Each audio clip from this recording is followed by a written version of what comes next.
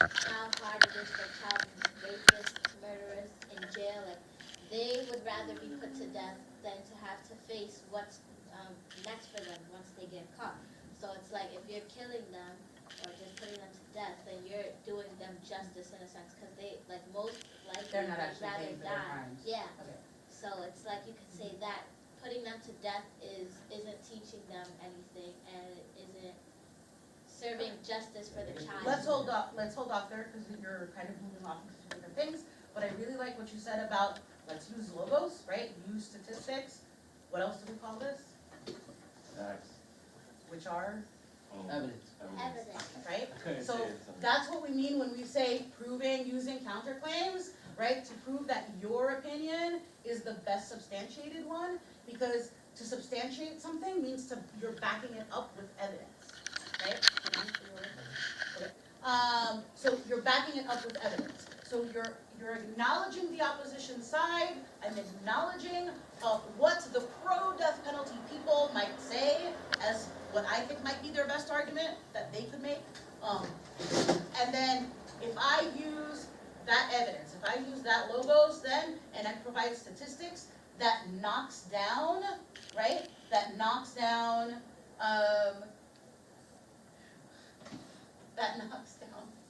sorry. You alright, man? Yes, I'm laughing at Lola, sorry. What do?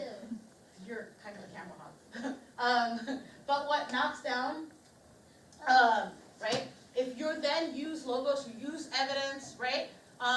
You knock down that argument that you're saying, that's a strong argument my opposite side, my opposition can make, right? You use evidence and that can knock it down. So what evidence I could use, for instance, with that example, with like the death penalty example, is I would go start looking up evidence about exactly, say we just focus on the state of New York, because those things are state-based, or you can focus on another state, but the percentage of how many death row inmates ended up being exonerated through DNA evidence, right?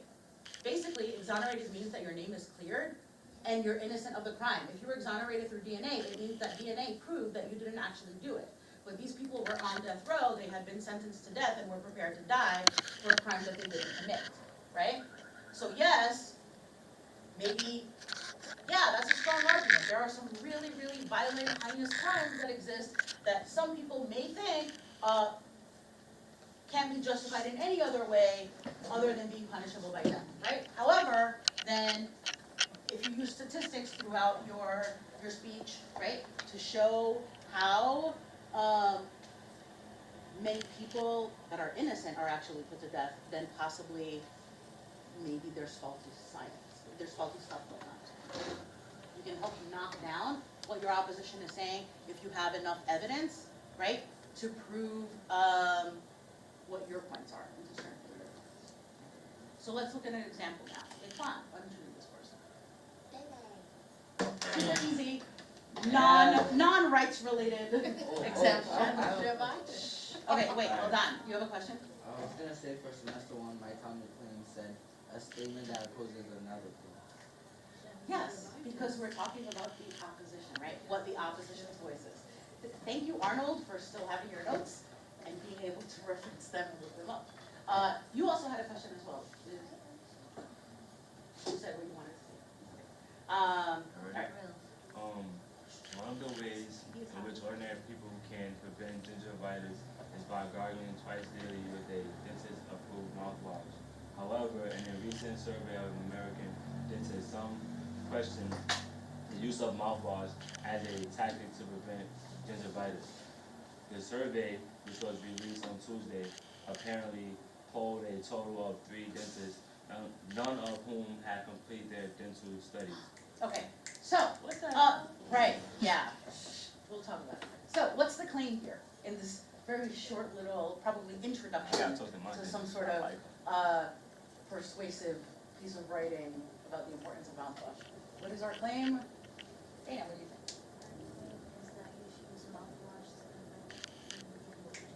Yeah, pretty much, right? Your first sentence really is the claim there, right? Use mouthwash to prevent gingivitis. Where is the counterclaim? Arnold, before you Or it says, however, in a recent survey of American dentists, some question the use of mouthwash as a tactic to prevent gingivitis. So who is the opposition in this particular counterclaim? Right? He's right in that that's the counterclaim. That second sentence is the counterclaim. Who's the opposition there? Turner, what do you think? The opposition. If the second sentence is, as Arnold claims, the counterclaim, right? It's correct. I'm acknowledging that. Then who's the opposition there? Read the second sentence, right? That's the counterclaim. So who's the opposition? If the counterclaim is you're giving voice to your opposition to your opposite side, the position that is against yours. It's just that people they don't like mouthwash. Who's the Oh. opposition? Dentist? The dentists, right? So, because if you look, right, the first sentence is the claim that gargling will prevent mouthwash, right? The second one says, the counterclaim, the second sentence says that dentists claim that they question this. They don't necessarily, there's a survey saying, dentists are saying, I don't know if this is actually true about the mouthwash, It says it in the Listerine.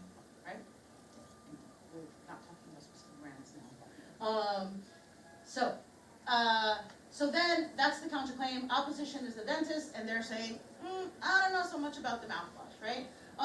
So then, how is the person, remember their claim, first sentence, gargling prevents mouthwash, so then how are they actually strengthening their own argument by acknowledging that opposing viewpoint? Lola. The writer insulted their intelligence by saying that they didn't finish their dentist study, so they don't know what they're talking about. Okay, I don't know that they're necessarily well, sort of, It's maybe, kind a of little both. bit, you're, I guess, insulting, right? They're maybe insinuating that they wouldn't believe them, I don't know that he's lying, right? I'm guessing it's saying that that they're trying to like I don't know how to say it, but they're like trying to prove that they're right by doing a survey that shows them. Okay. So Lola's on the right track, actually, right? We don't always have to have different answers. But Lola's on the right track, right? If the opposing viewpoint, Morbeen, is that there's these American dentists that think, nope, mouthwash doesn't really do anything. But then the person who's actually making the claim, right? He's letting us know that actually this poll only polled 3 people that aren't actually even really dentists because they didn't finish dental school, right? They actually don't have any qualifications to be making this claim, right? That mouthwash doesn't really help, right? They don't have it, they're not qualified, right? So it's knocking down the opposition's claim there. And also, it was only 3 dentists. That's a pretty small polling size. If you guys ever take statistics, you'll know that this basically virtually means nothing, right? 3 You can dentists, say that again. right? So then, If they did say, however, like, 5,000. if we polled like, 300 dentists with 10 or more years of experience, then maybe you're more likely to believe what they said, right? I certainly would believe them, the 100 dentists that had 10 plus years of experience, than I would be the 3 dental student dropouts. so technically, this is like a weak, like, opposition, like, a weak comeback at the counterclaim because he said that's like basically nothing. If you're using like a very low statistic, that doesn't. But it's not the guy that's making the claim. It's not, say this is a speech, right? A speech about the importance of mouthwash, right? So say this is a speech that you're giving, right? You're not the one that's being weak here. You're showing how weak your opposition is, right? Because it's like, oh, my opposition, this survey of American doctors says this, that what I'm saying isn't really true. However, guess what? Their supposed survey isn't actually a valid survey. right? So it's not you that's saying this that's being weak. You're not the one making a weak claims here. You're strengthening your claim because you're showing how weak the opposite viewpoint claims, right? So that's what you're gonna have to do again, Moravine, with your own speeches, right? You're wanna think about what is the best argument that the opposing side might say about my topic, about my position?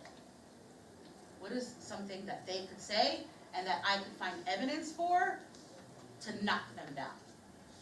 But what if their argument's very strong, that it Well- almost makes you believe them? Well, you have to find very strong evidence, right? And again, you're writing the speech at this point to be persuasive and to persuade the people listening to and reading your speech that your position is the right one. So if you find an argument from the opposing side that there is no way you can sort of find evidence to help make that argument from them seem weaker and you seem stronger, you probably don't mention it in your speech. It's unfortunate, but that's kind of how it works. Right? Doesn't seem very honest, but it happens a lot.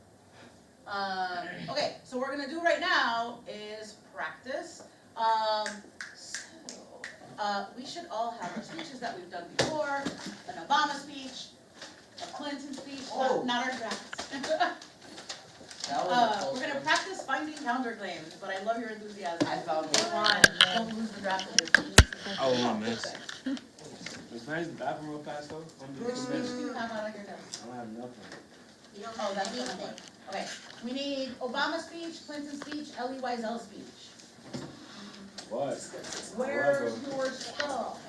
However, my Obama speech and my Clinton speech is at home. Okay. I love them. I'm not never giving them away. What about the rest of them? What about the other one? You don't have it? You want us to take that to somebody? Well, Dana's your partner, so she can share with you. I understand. I don't have it. You can run to the Can I have the bathroom. Obama one? Use the sanitizer as your pass. Don't leave the sanitizer in the restroom. Elie, what's the Elie? Obama. And then- Would take out Clinton and Clinton, Obama, and Elie Wiesel. Okay, I already found one. What is the problem? how about Dana Chu? Clinton, Obama, Elie Wiesel. That's because those are the directions.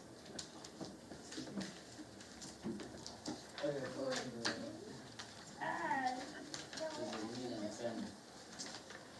Or light extends.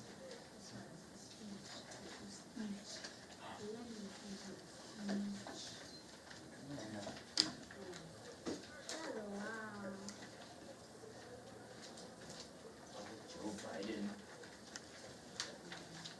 We don't have a Joe Biden speech.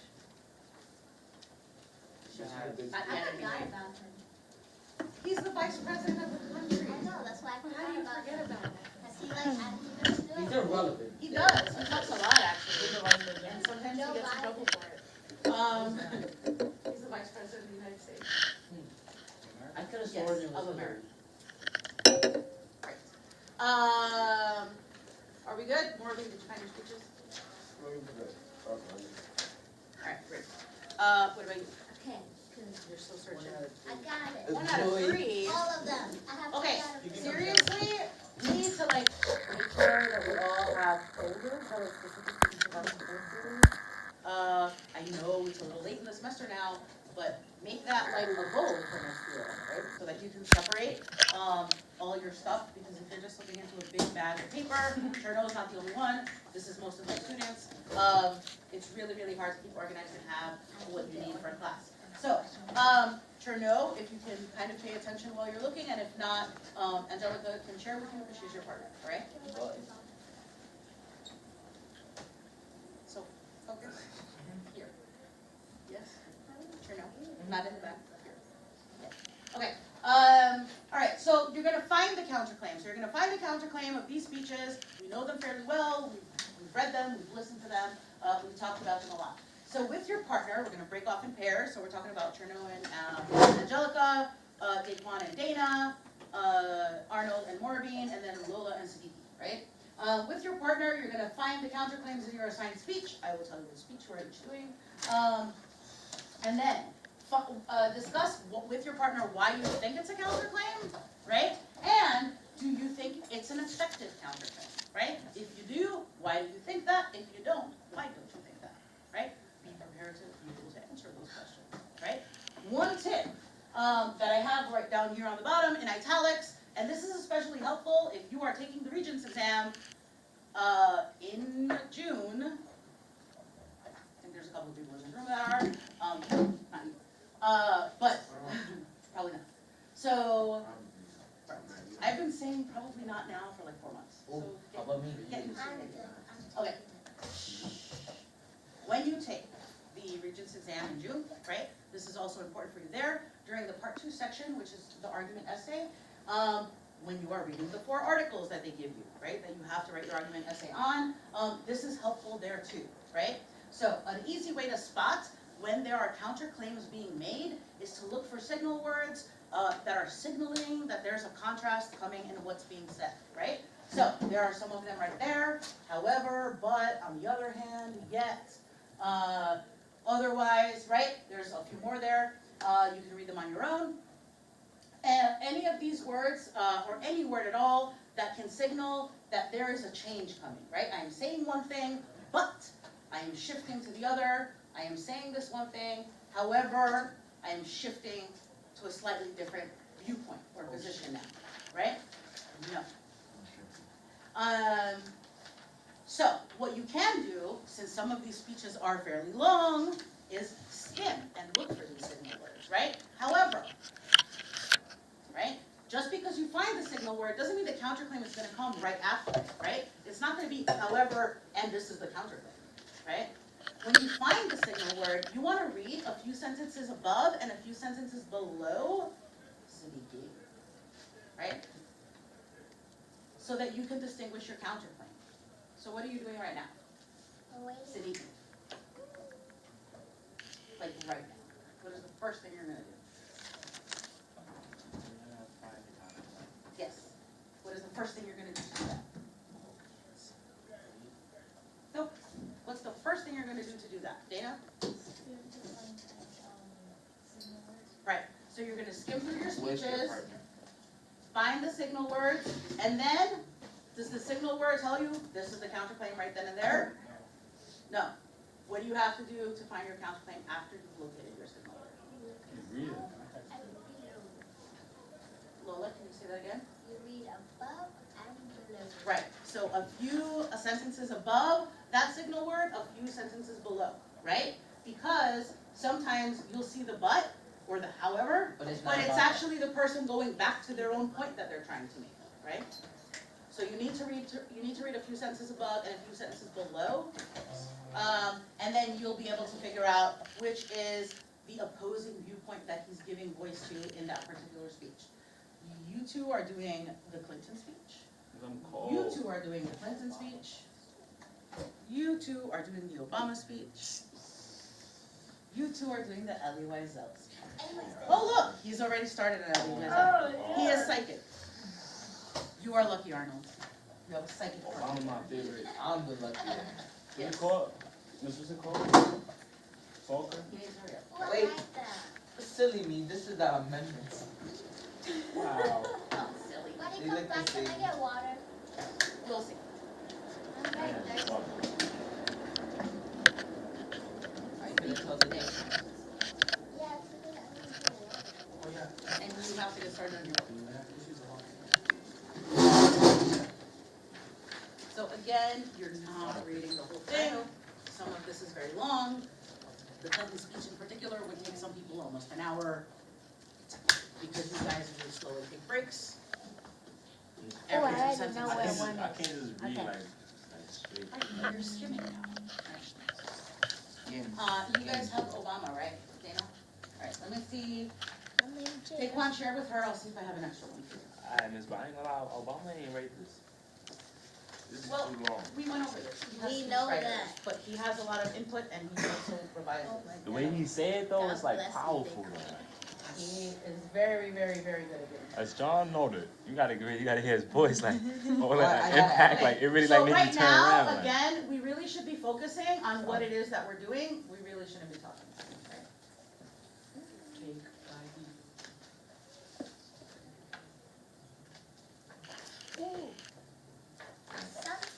Sometimes they don't like use those. Sometimes they like say it like the way like okay, I don't know how to word it, but he says all about how the president and the Democrats don't really believe in free enterprise. So that's a counterclaim, but he didn't use like a So mark it, and then when your partner comes back, you can discuss it with him. And then when you share out, you can tell us, right? Right. This is not to say it's the only way to spot counterclaims, it's just a really easy one. Especially if you're pressed for time and you can't sit there and like read the whole thing word for word, right?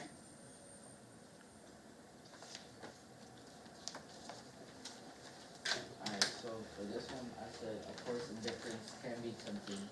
More than that, seductive.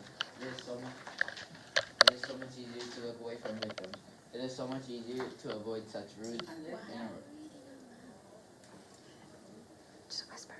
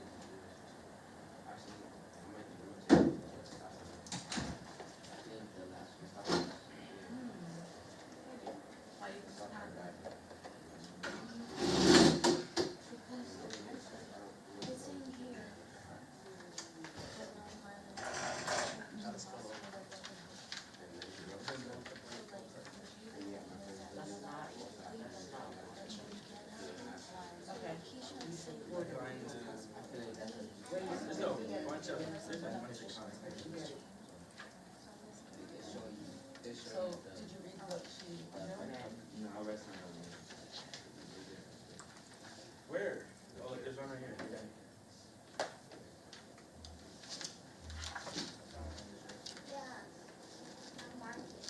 I did. So what do you think about false complaints? Um, In this section right here, that's what they must talk about. no, I don't really.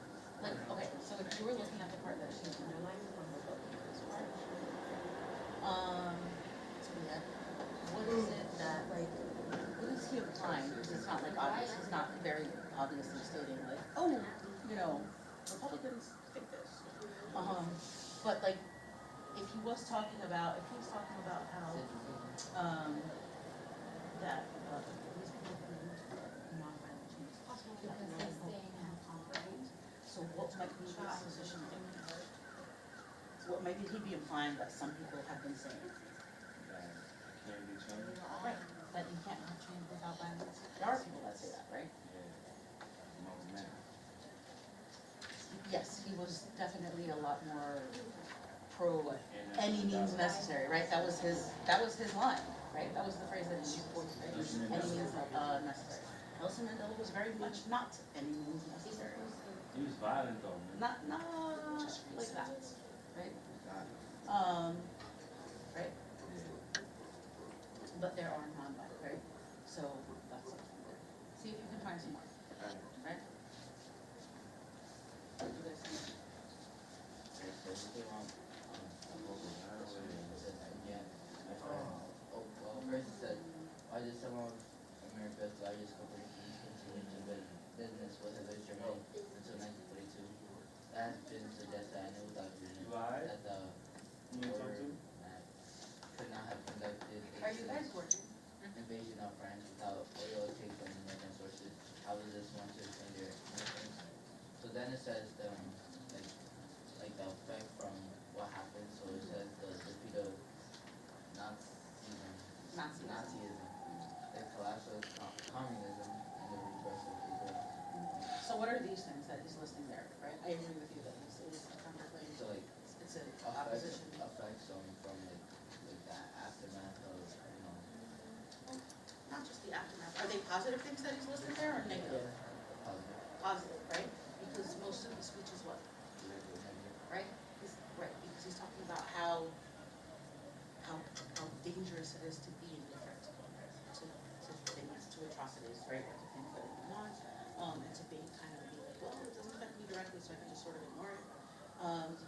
And the whole point of the speech is that like you're, by being indifferent, you're supporting, you're actually supporting sort of that. And in order to prove his point, his whole speech is basically him listing all of these horrible things, right, that happened when people were indifferent, right? But then, but these are all a list of positive things that actually happened. In the 20th century, and that's specific to many things, not just America, but like just positive things in the 20th century as well. So why might you include that in this speech? How does it make his speech stronger? Like at the point of strength?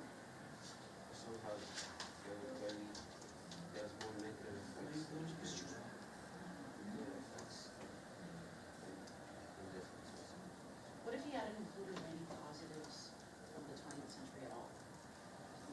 I guess like indifference. How do you feel that people listening to him? They wouldn't know the feeling of What, who's he talking to? Where is he when he's giving this speech? No. At the White House. Talking to whom? To Americans. Right? And he's listing all these horrible things about indifference. He's basically accusing America of indifference in the early part of World War II. Right? Pretty blatant up here. Okay. Right? So why is this a good idea for him to include some of the it positive will things? show like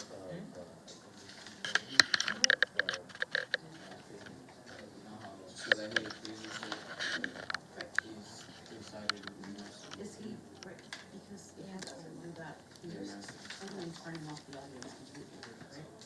Whereas what he Clinton really is wants to trying do is to- convince them that like, look at all these like examples and these are horrible things happening different, right? And he wants them to